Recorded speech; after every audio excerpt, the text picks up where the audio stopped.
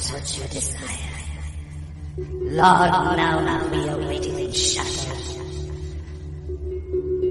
for your truth to be seen within thy letter, despite what many had thought to seek.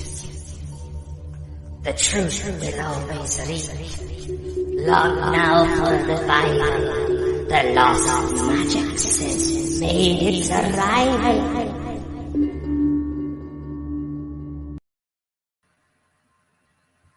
Hello guys, and welcome to the Lost Magics. So tonight we are going to be doing a topic that does regard in witches, but it also regards in the paranormal, guys. So tonight's topic that I'm going to be sharing with is the Blair Witch. First, I would like to do a big shout out to the Bald and Bonkers boys. I'd like to do a big shout out to Parapost and to our sponsors and to all of the networks that put our shows out there, and obviously to the TV show that is broadcasting my show today for the first time. So big shout out to all of you, and obviously to all of my angels in the room as well, and merry meeting. So as I said, we are today going to be talking about the Blair Witch. So I'm going to be talking to you about the film side of it first. I done this research, got the research from the one part of it from Google and then one from the Blair Witch site. So I've got two lots of different sort of work to talk to you about. So we're doing the film side, and then we're going to be talking into the category of a true story about a real woman that was supposed to be a witch, and what I think that these films were based off. Okay, so I do hope that you enjoy the stream tonight and that you find this very interesting. Now, we all know that there are a lot of stories behind witches and woods and attacks and strange paranormal activity and supernatural things that happen. So this story is no different. It's just a little bit more scarier and supposed to be a bit more of the evil way. Okay, now you will come to understand why I believe that this is based on the films that are made when I tell you the true story about the female that is in this as well. So first I will start off with talking to you about the category side of it from the film. And then from that, we will go into talking about the actual story behind a real event that was to do with a witch.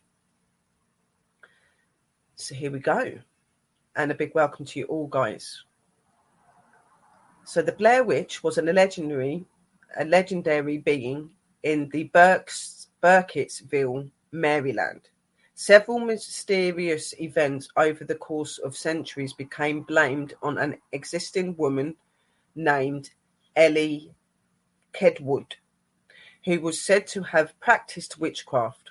The witch is described by one woman as being covered in black fur, which is concluded beneath a wool shawl, and by another account having long, spindly limbs.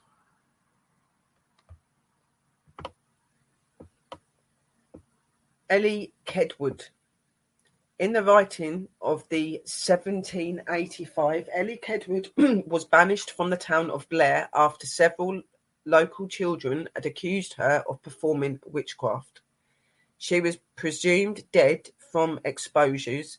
She was hung on a tree with stones tied to each of her limbs, stretching her body down with gravity. The next year, all of her accusers and half of the town's children vanished without a trace. Fearing a curse, the town people immediately fled Blair, vowing never to utter the name of Ellie Kedwood again.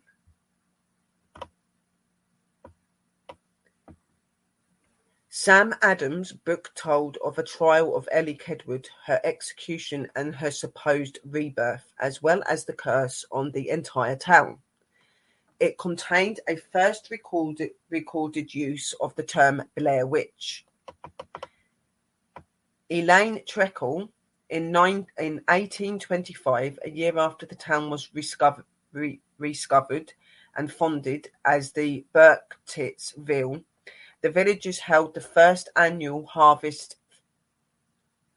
picnic during the event. 10-year-old Elaine Trackle wandered off towards Trappy East Creek and drowned in the shallow waters. Eyewitnesses claimed to have seen a ghostly white hand reach up from the water and pulled her in.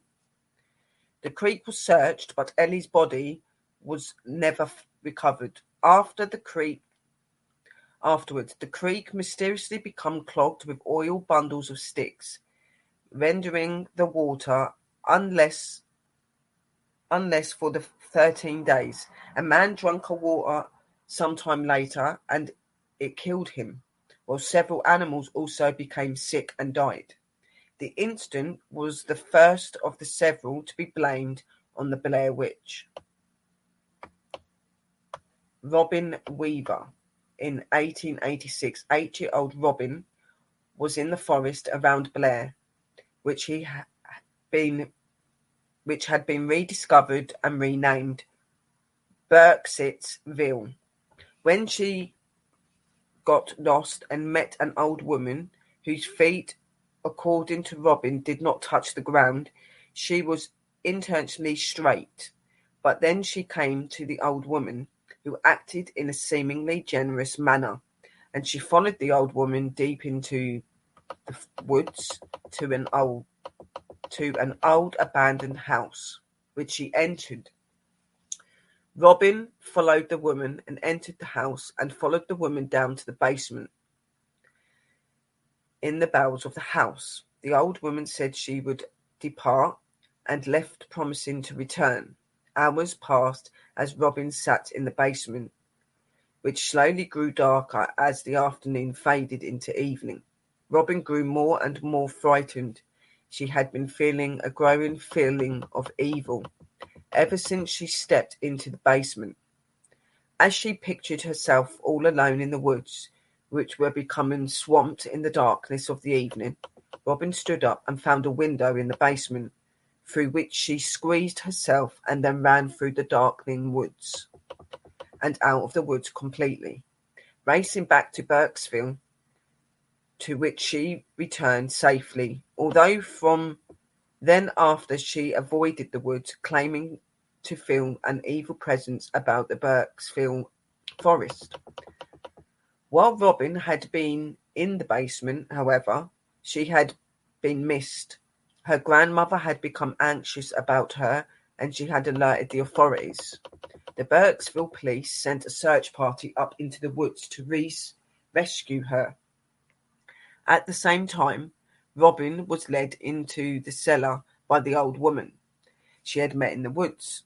The police arrived in the woods and began looking for Robin, but when they arrived at Coffin Rock, the evil spirit of Ellie Kedwood, the Blair Witch, assailed the search party, having just left Robin in the house in order to seek out the search party. The search party were soon slaughtered by Ellie Kedwood and was disembodied, and their corpses were left on the Coffin Rock. Then she returned to the house, supposedly to kill Robin. However, she had discovered the empty house and realised that Robin had fled. Infuriated, Ellie Kedwood took the corpses of the search party and dragged them off into the forest, all in the matter of 2 hours. But not before another search party had witnessed the corpses and knew of an evil force in the Burkittsville woods. Massacre of the Burkittsville 7. In the late 1940s, a hermit named Ruster Parr began abducting children from Burkittsville, having been previously ordered by the evil spirit of Ellie Kedwood to walk into Burkittsville and to take the first group of children he found. He accomplished this by promising candy to the children. As Rustin was already being driven, made by the spirit of Ellie, stumbling about the woods at night and chanting foreign phrases in his sleep. This was an easy task for him to accomplish. He took the children back to his secluded house and brutally disembodied them, just as Ellie Kedward had done with the search party. Rustin hid this. Secrets for the 2 days. Until Ellie Kedward reappeared to him in his dream and proclaimed, "Peace shall come to thee, if thee revealed thy actions." Rustin followed out this order, and he walked into the town claiming, "I finally finished." Intuitively, no one knew what he meant, but the police ventured into the woods seeking his abandoned abode and found the 7 corpses of the children in the cellar. They removed them, taking them to the Burkesville, and this revolution tore up the community. The citizens of Burkesville proclaimed that Rustin Peale guilty as charged and desired to have him executed. Parr did not deny anything. He confessed that the last degree, informing the authorities of Burkesville that he was merely doing what an old woman dressed in black had told him to do. Parr was convicted, and the authorities executed him by hanging in 1941. The old hog in around the 2014, Heather's young brother James Duhan received recent evidence of a video showing Heather alive and running from the unknown person. He saw that she was in a house in the forest that no one was ever able to find. He thought there was a chance she was alive and decided to film his search for her and the house in the forest. He took with him 5 friends. At least 4 of them were murdered in separate violent attacks. The fate of the final surviving 2, James and Lisa, is unknown. They were last recording in a room in the house where Lisa recorded James vanishing from sight before she suffered the same fate. They both disappeared before the sight of light. Towards the end of their footage, a figure is briefly seen that appears to be James' missing sister. However, on a closer inspection, the figure appeared to be wearing a wool shawl, which Heather is never seen wearing at any point, and which covered a poorly lit black mass, which covers most of her visible body. Some of the history of the story of the Blair Witch. The article is about a franchise for the 2016 film of the same name. See Blair Witch film for the 2019 video game, and see Blair Witch video game. The Blair Witch is an American horror media franchise created by Daniel Myrick and Edgardo Sanchez, distributed by Artisan Entertainment, now Lionsgate, and produced by Hexen Films, that consist of 3 featured films and various additional medias. The development of the franchise first installment is the Blair Witch Project. Stated in 1993, Myrick and Sanchez wrote a 35-page outline of a story with the dialogue to be improvised. Filming began in 1997 and lasted 8 days. The film follows the disappearance of 3 students, filmmakers, in the woods near Burkesville, Maryland. While shooting a documentary on the local legend known as the Blair Witch, after premiering at the 1999 Sundance Film Festival, the film was released on July the 30th, 1999. After months of publicating during a controversial promotional campaign, the film went on to be a massive commercial success and a sequel. Book of Shadows, Blair Witch 2, was released on October the 27th, 2000. A second official sequel, Blair Witch, was released on September the 16th, 2016. Series of these video games, books, novels, and comic books were released to accompany the film. The Fuchs legend. The backstory of the movie is a fictional legendary created by Myrick and Sanchez. which is detailed in The Curse of the Blair Witch, a documentary broadcast on the Sci-Fi Channel in 1999. Prior to the release of the Blair Witch Project, Sanchez and Maverick also maintained a website at blairwitch.com, which added further details to the legend. The fictional tale described the murders and the disappearance of some of the residents of Blair, Maryland. The fictitious former name of Blairsville, Maryland, from the 18th century to the 20th century. According to the legend, residents always blamed these occurrences on the ghost of Ellie Kedwood, also a fictitious person, a Blair resident executed in 1785 for exposure for practicing witchcraft. The documentary presented the legend as real, complete with manufactured newspapers and articles, news strills, television news and reports, and staged interviews in an attempt to convince viewers of its legitimacy. According to Ben Rock, the man who created the backstory of Hex, he took inspiration from the real Maryland legend of the woman Moll Dyer. Sometime in the winter of 1697, Dyer was accused of witchcraft, tried, and subsequently banished from Leonardtown, Maryland. Her body was later discovered frozen to a rock in the forest. The Blair Witch Project, 1999. Heather Dunham, Michael Williams, and Joshua Leonard, student filmmakers, set out to shoot a documentary about the Blair Witch in the Black Hills Forest near Burkesville, Maryland. Many children had vanished in the 1940s, and people still avoided going too deep into the woods.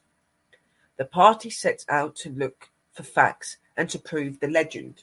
Equipped only with 2 cameras and a little hiking gear, first they find little piles of stones that must have been arranged artistically. Later, they find themselves lost in the woods, eerie sounds at night, and more piles of stones in place where they have not been before, because the already desperate group to panic. One night, day after they should have been back home, Josh disappears. While searching for Josh, Heather and Mike find a derelict house in a clearing and go inside, where they see runic symbols on the walls next to child-size handprints. Josh's voice seemed to be coming from somewhere inside the house, and Mike rushed upstairs. Mike then realized that the voice is now coming from the basement and rushes down the steps. Suddenly, Mike is rendered silent and the cameras fall. Hysterically, Heather follows and sees Mike in the corner of the room, faced against a wall. Suddenly, Heather's camera is knocked down and she too is rendered silent. The film runs for a few seconds, then dies. The Book of the Shadows, Blair Witch 2. The Book of the Shadow, Blair Witch 2 returns to Maryland, Black Hills region in the wake of the Blair Witch Project, and to prognosis media coverage devoted to its conflagration of the documentary. Styles and supernatural legends, fans and curiosity seekers have descended upon the movie's real-life setting of Burkesville, Maryland. Jeff Patterson and Jeff Donovan, a black sheep townie, only recently released from a mental institution, had turned his obsession with the Blair Witch into a business and has lured 4 young people to Burkesville for a tour of the witch's proposed Black Hills haunts. Jeff's clients are also fixed on the film for reasons they themselves may not fully comprehend. Eric Leeson is a practicing Wiccan who had immersed himself in the Blair Witch mythology. Even though she describes the film potentially to her fellow witches, grad students Tristan Styler, and Stephen Ryan Parker and Stephen Barker Turner are writing a book about the Blair Witch, but disagree completely about the story's basis in fact, with folklorist Tristan's arguing that it must contain some grain of truth, while Stephen insists it is just a textbook case of mass hysteria. Completing the group is Kim Diamond. Kim director, a hard-edged, sardonic goth enthusiastic, possessed of strikingly physic abilities. After spending a strange and disorienting night at one of the most sinister sites in the Blair Witch lore, the five compers awake to a scene of destruction and no memory of having gone to sleep. They return to Jeff's abandoned warehouse loft to try to piece together what happened. But as Jeff leads Erica, Tristan, Stephen, and Kim across the rickety drawbridge and unlocks the metal door to a curious of barking dogs, they are entering a place no safer than the woods they have just left. Inside, the legend seems to begin to bleed into reality as their mass hysteria ensues. Erica mysteriously disappears and Tristan ends up hanging himself from the second floor railing of the warehouse. The end of the film reveals that Jeff, Stephen, and Kim have been arrested. Each is interrogated separately, with the police showing each person's footage of their crimes. Security camera footage shows Kim stabbing a chaser in the neck. Surveillance cameras footage show a naked Jeff killing Erica, arranging her clothes and putting her dead body into a closet. Jeff's video shows Stephen assaulting Tristan, pushing her over the second floor banister and accusing her of being a witch. All three, close to a nervous breakdown, proclaim their innocence. The tie-in documentary to the Book of the Shadows, Blair Witch 2, established the events of the film being the in-universe documentary reveals the Book of Shadows, Blair Witch 2, a film adapted based on the Black Hill murders that took place shortly after the release of the Blair Witch Project. Shadow of the Blair Witch follows the real James Paterson's defense team as the case prepares for trial, and as the public reaches to plans to vocationate the case's events for the big screen. From the defence's point of view, protests of the film's Book of Shadows, Blair Witch 2 are discussed within the documentary, coming from both the families of those involved with the case and from the Wiccan community as a whole. Rachel Musgrise and Andre Brooks respectively portray the real Kim Diamond and Jeffrey Paterson within the documentary. On September the 2nd, 2009, Ed Sanchez and Daniel Metrick announced their intent to produce their third Blair Witch film. The film was a sequel to the first film, would potentially contain the actors from the first film in some context, and would not prefer any of the events from the Book of Shadows. In 2011, Sanchez remarked that further development on the sequel depended on getting Lionsgate's approval. The idea and for his and Maverick's schedule to be matched up. The film went into development hell. By January 2015, a third Blair Witch was still in the talks. Sanchez stated that the film was invertible. In July 2016, it was revealed at the 2016 San Diego Comic-Con that the film, marked with the Fuchs title The Woods, actually turned out to be the sequel, The Blair Witch. The film was released on September the 16th, 2016.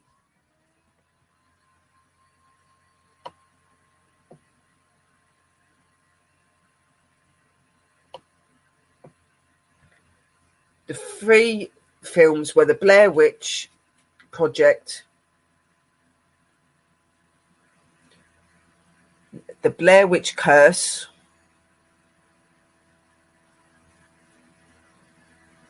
and The Blair Witch Legacy: Shadow of the Blair Witch 2. All were directed by Ben Rock and aired in 2000.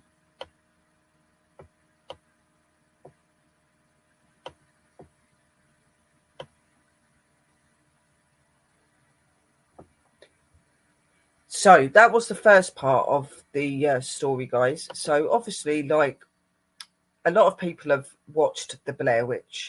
They have seen the story. Now, there is a lot of people. There's people that believe in The Blair Witch, and there's people that believe that it is fictional, as it's been stated in some of this documentary bit that I looked up and got. It's literally based around a female that is supposedly supposed to go around and kidnap children, lure them to the woods and kill them. But in some attempts, she has apprentices that she possesses because she's a spirit and gets them to do the work for her. These guys obviously face their consequences for their actions, and obviously with her being a spirit, she gets away with all that she's doing. But there is supposed to be some truth and fact about this. Now, in looking into this, and I have seen the Blair Witch film, I've always believed that there is some truth to the story and that it is based on something. So I've done some research into the true stories that could possibly be showing to do with the Blair Witch. And obviously I looked into Ellie Kidward, and it's got the story behind her and what happened to her and how she became how she did. So I'm going to read you the second part, which is about her and how she become estranged and how she become the way that she did. So the real story behind the so-called Blair Witch, the creepy legend of the Blair Witch, Ellie Kidward. In the current American city of Burkesville, Maryland, there is a legend about a Blair Witch. The real name of this witch was Ellie Kedwood. Accused of witchcraft and convicted, Ellie was exiled to the Black Hills Forest. Here, the townspeople hung a witch on a tree and left him to die, carving under her feet the symbols of the elements of the universe that were to destroy her spirit. In 1786, the first testimonies appeared that the restless spirit of Ellie Kidward was scattered around the area. The childhood tragedy. Ellie Kidward's father was Welsh and her mother Irish. During childbirth, the girl's mother was bleeding to death, so the father was the only person close to Ellie. A guardian and a breadwinner in 1739, during the Irish farmers' uprising, the girl's father was fatally tortured and his remains mutilated in front of his daughter. For 10 years, the order had suffered not only the loss of loved one, but also the violence, the corruption, and the bullying of the rebels. After a long night of torture, Mr. Kedwood's body was casually thrown onto his dead father and covered with tree branches. A decade-old girl left to die. Decade-old girl left to die in the cold, gloomy forest of Ireland realized that her only hope of survival was to try to warm herself from her dead father's body. In Parish, the local hermit was found to have been transported to a tiny shed where she was cared for about 4 weeks. According to the original costumes and the occult practices of the Tawana tribes, Ellie Kedwood's life was served in a variety of non-traditional ways, including the use of decoctions of physioactive herb and transmutes fluvi, a secret language which chippers. The period of adversity. In the depth of the woods, Ellie Kedwood regained physical strength under the protection of the hermit, but the physique was irreversible, damaged, expressing a terrible shock living away from people promoting the occult and having no social skills. The girl lacked awareness of normal social life. Transmute Fluvi understood the language of the verse much better than the language of the communication. The hermit who saved her taught Ellie Kedwood witchcraft, mystical rites, ceremonies, incarnations, and even curses. The great frost that engulfed Ireland in 1739 manifested itself in climatic catalysm, global fever, feminine poor harvest, and paragons that lasted 2 years and claimed thousands of lives, including the patron saint of Eli. The man died in 1741 of a severe form of dysentery. Not only the access to the cities, but also to the forests were covered with the bodies of the victims, and the ditches of the roadsides became the graves of many dead. During the Great Forest, Ireland lost around 300,000 people. 20-year-old Ellie Kedwood, after suffering another relentless blow to fate, lost her sanity. After a few days of wandering around Cork, the crazy girl was spotted by random passerbys and handed her over for treatment to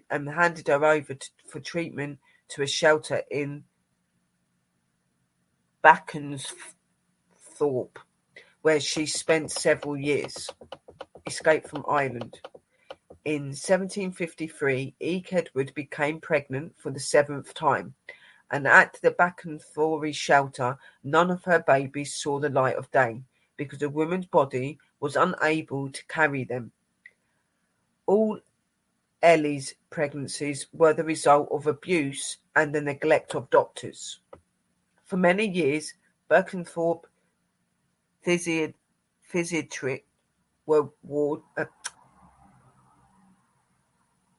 pediatric ward further accompanied Ellie's Kedwood's physiological conditions alongside Samprophenists and lunatics and manics. It is believed that a month after the loss of her 7th baby, Eli killed 8 people at the shelter who were responsible for all of her horrible experiences at the site. To escape from the shelter, Eli hid for a while in some woods where her father had been killed. After practicing occultism for several weeks and immersed themselves in traditional Fluvi incarnations, the woman held a ceremony in the forest for each unborn baby, marked by the mystical transcendent Fluvi sign. 15 years completely isolated from people and society, in 1768 the queue was completed as Eli Kedwood After robbing a house in Cork, the woman had enough money to start a new life. With stolen identity documents, she got on a ship sailing from Ireland to the US. In the summer of 1769, a new resident settled in Blair, Maryland. The Curse of the Forest.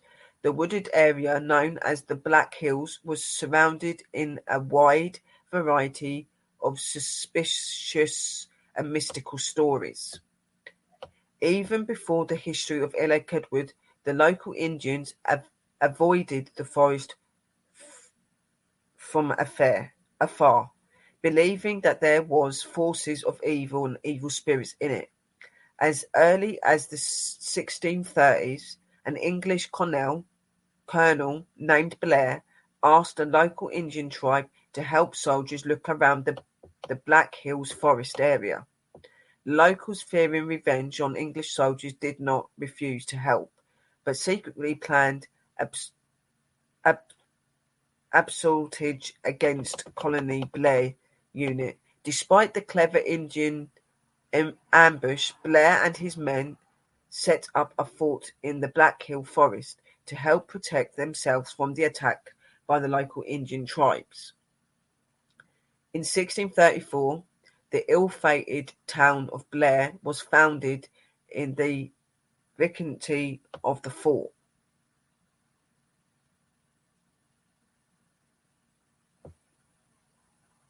The allegations of witchcraft. Less than a year after Miss Codwood arrived in town of Blair, several local children accused her of witchcraft. The little one told the town people that Ellie had lured her into a house and took a drop of blood for each of them with a needle inserted in her finger. Although the woman herself claimed to have tried to develop drugs for an unknown disease, the townspeople accused her of witchcraft and prostitution. Then, tying Ellie's arms, legs, and covering her face, they dragged her into the Black Hill Forest, where they carved witch marks on her body and hung her on the tree and left her to die.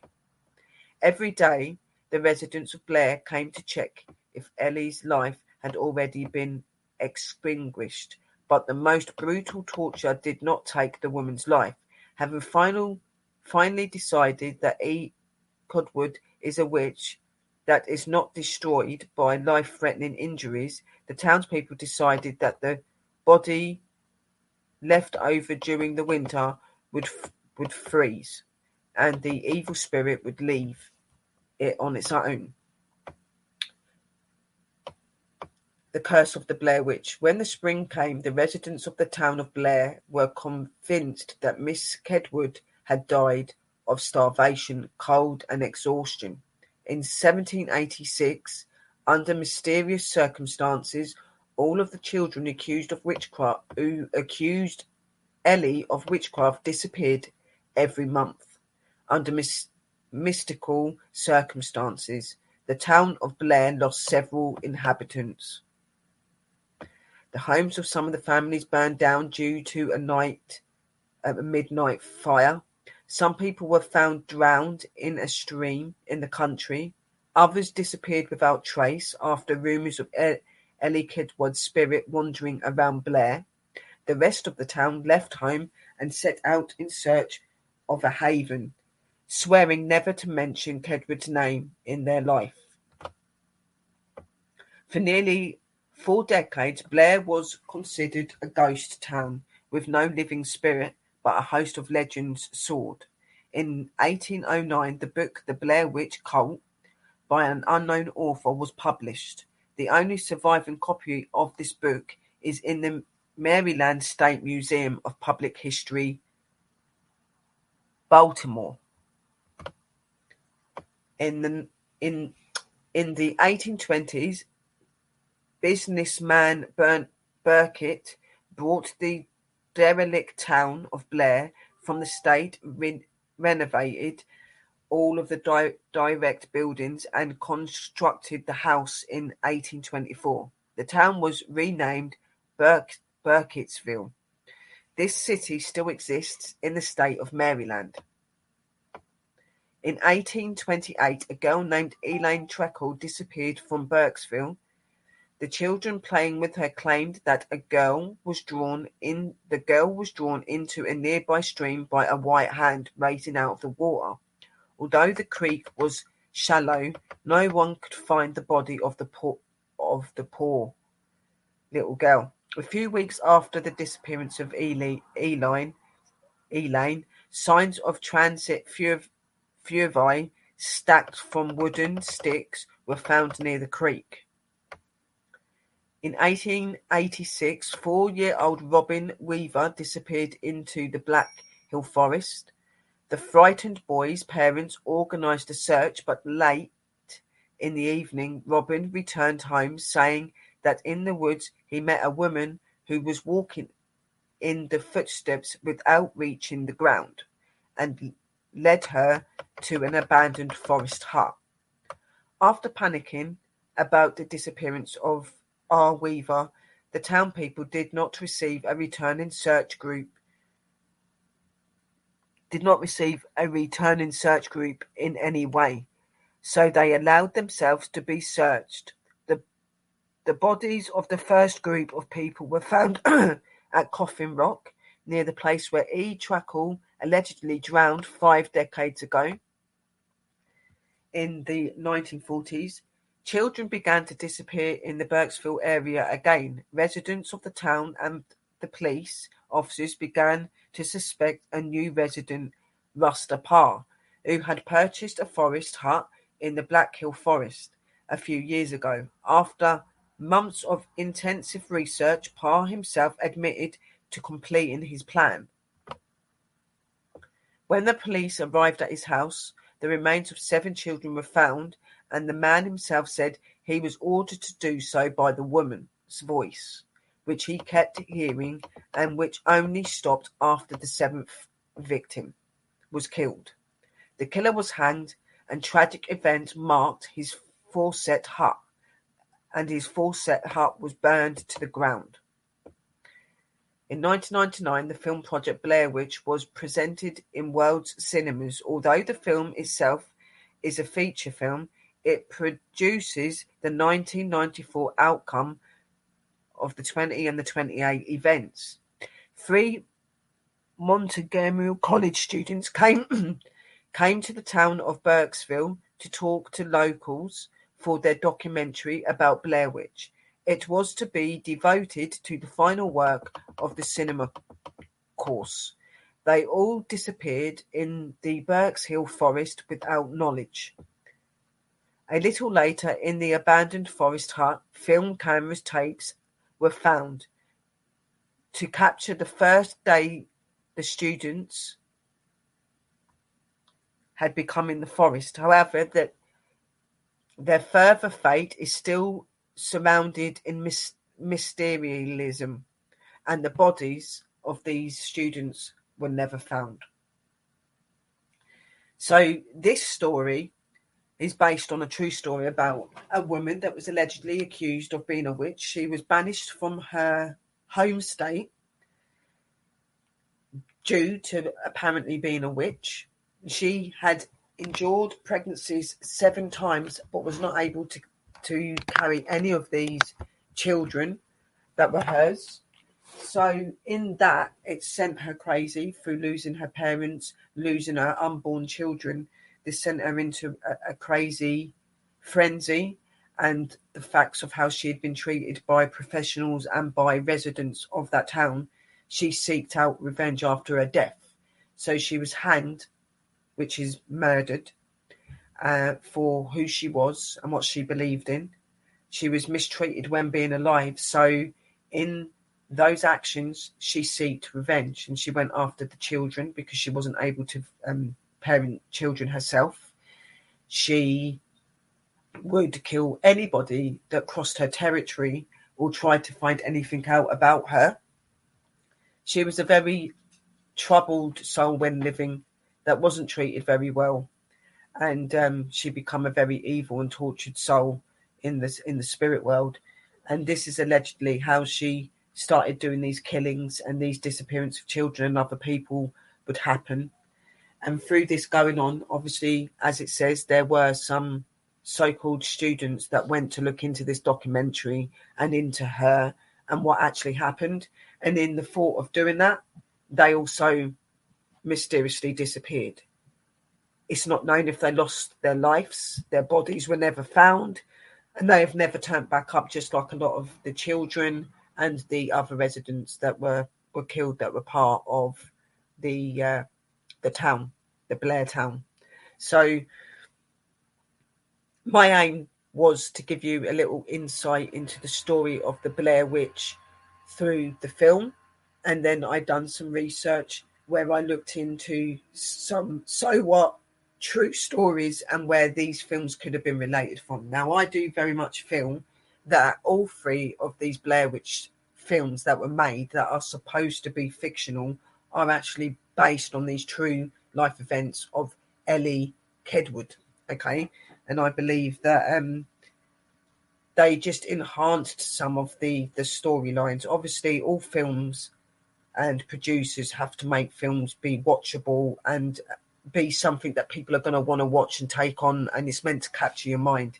So they're going to add things in there that may not necessarily happen, but there is a lot of the story that I've just read to you, the true story about the real witch, the real Blair Witch. It very much associates and fits in with the films that were made. So I do believe that the films that they made weren't made on a fictional basis, that it was made on a true basis, but they tried to put it out as being fictional because of the stories and because of the situations and stuff that are going on. So, to my knowledge, even up till today,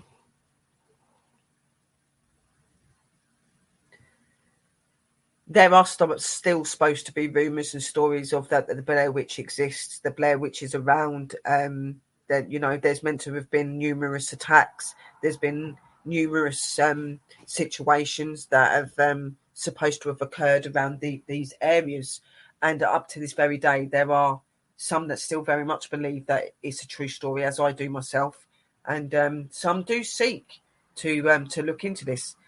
Now, for me, as an investigator, I believe in it, but I do believe that some of the films are a bit far-fetched in some of it.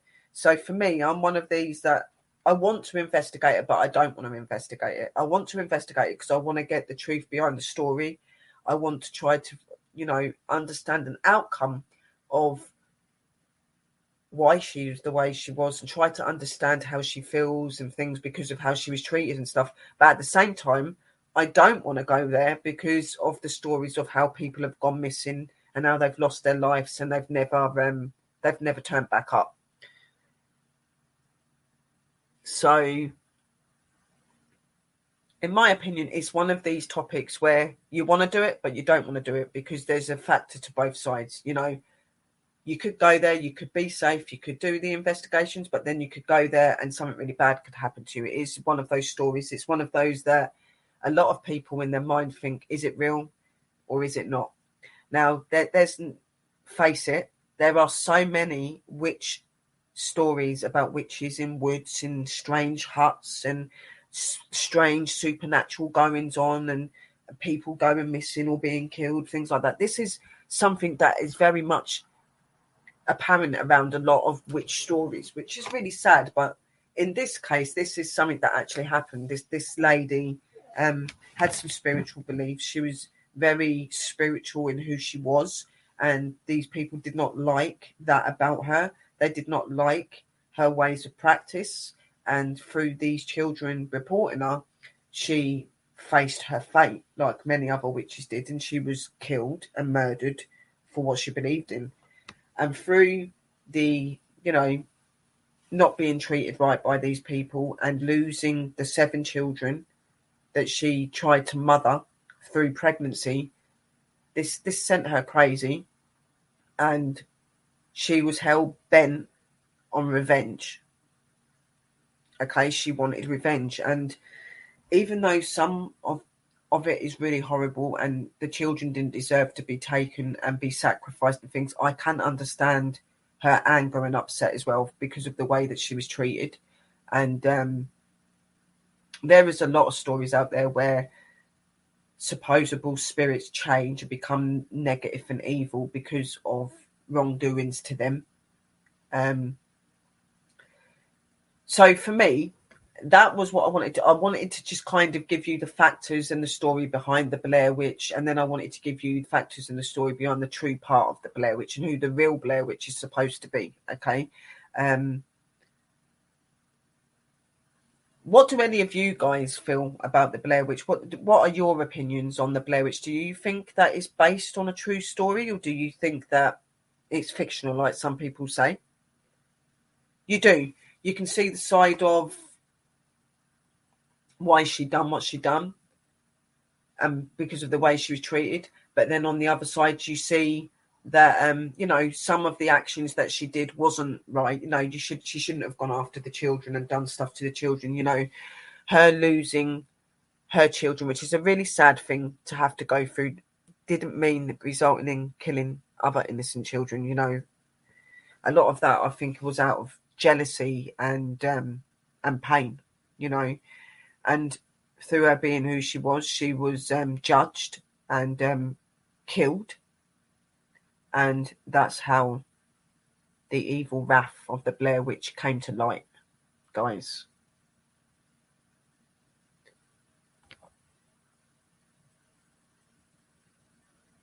I have got this on file. I can't.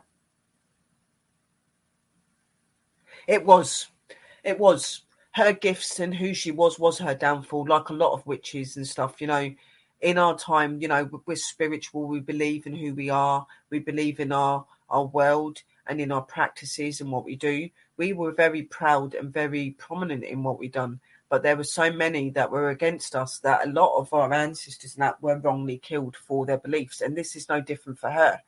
And through that, she's one of the witches that seeked revenge. And, in some ways I can understand. But like I said, I don't agree that she went after the children and things and stuff like that. But she was so overcome by pain and deceit and hurt that nothing seemed to matter to her anymore. And I think that her taking these children and making these children disappear was her way of taking the happiness of families that had what she had took away from her. And I think that's why she done it.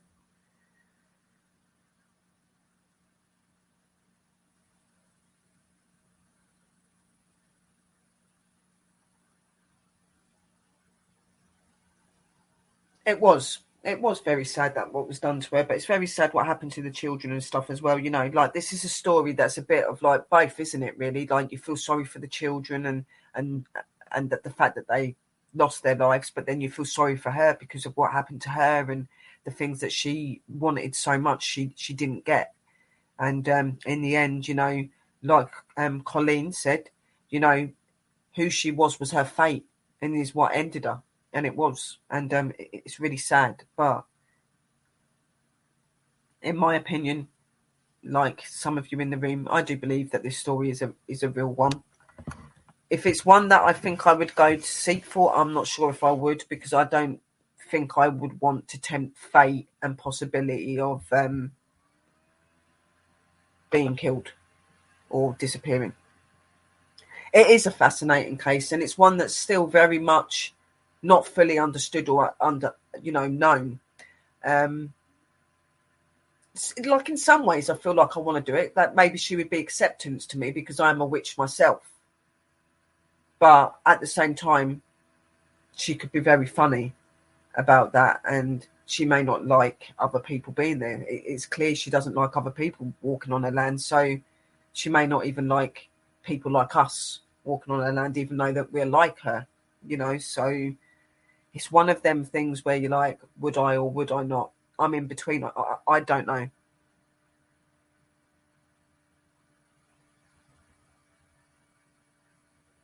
It is. It's a big tragedy because she went through a lot of problems and she faced a lot of horrible situations. And I pray that one day that maybe the truth fully will be found out, and maybe her name will be made to look better through the facts of what she went through, but obviously not forgetting what she'd portrayed out to do because of that as well, you know. So that was my Lost Magic show, The Blair Witch. Okay, guys, I hope that you did enjoy that. Again, like I said, I found that this was a very interesting story to cover because it's to do with witches, but it's also to do with the supernatural and the paranormal, which is what our community is all about. So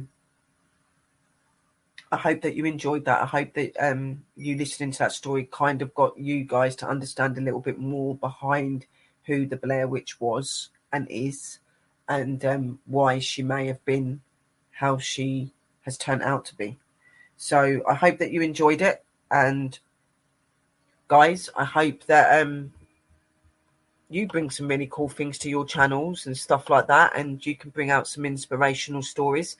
I am going to be doing things like this over the Bald and Bonkers show, my Lost Magic show, where I'm going to be bringing in different characters of the paranormal as well as witch stuff as well. So it's going to be a mix, guys, because I think to keep the channel going the way it needs to go and to keep this show going, it needs to be a majority of different things. So even though it is a lot about witchcraft, it's going to be about paranormal, UFOs, cryptos, stories about hauntings, things like that, because this is what we all reside in and work in. So I'm bringing that and incorporating that in my Lost Magic shows, guys. So next week, I am thinking of doing the stories behind the Slender Man. Okay, so I'm going to be doing some research into that next. I just think it's really important, and at the minute I want to cover like stories on things that are supposed to happen and reside in why these energies are the way that they are and how they may have come to light. And I think it's really important because anybody in the paranormal and in the strange and the unknown knows that spirits and energies can come from various different places and even from ourselves. So I just think it's really, really cool to cover those insights and those ways of life that we research and studying every day. So keep doing your inspiring work, guys. Keep being awesome. Keep being amazing. Keep tuning into all of our amazing shows. A big shout out to Parapost and to our sponsors and to the live TV podcast that's doing my show today as well. Big shout out to all of the other platforms that are supporting us and helping the network to get out there. Big shout out to Chris and Dakota for always doing awesome shows and allowing us to be who we want to be. So a big shout out to all of you and to you guys in the room for just supporting us. Without you guys, we wouldn't be able to be who we are today, guys. So you guys most definitely as well. So lots of love and light. So if Chris or Dakota wants to come up and say anything quickly, you can jump up on the post. If not, I'm going to end this stream and I send you lots of love, light and blessings, guys. And thank you for joining us. And we hope that you enjoyed the Lost Magics. And please tune in next week on Friday for the second part, which is the Slender Man. And don't forget to tune in over the weekend for Chris and Dakota's shows as well. They're going to be awesome. And look out for Sister Drew and people as well, guys. Lots of love, light and blessings and a merry parting. 1